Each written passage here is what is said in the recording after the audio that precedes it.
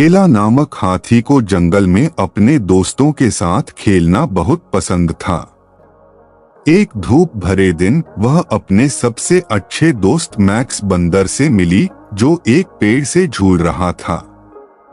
क्या तुम मेरे साथ घूमना चाहोगे? एला ने पूछा।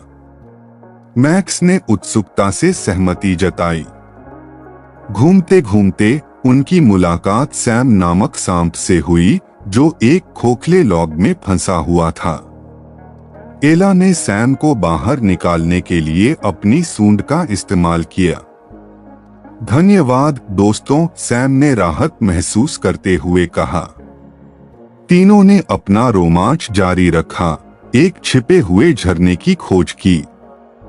वे ठंडी धुंध का आनंद लेते हुए साथ साथ खेले और हंसे।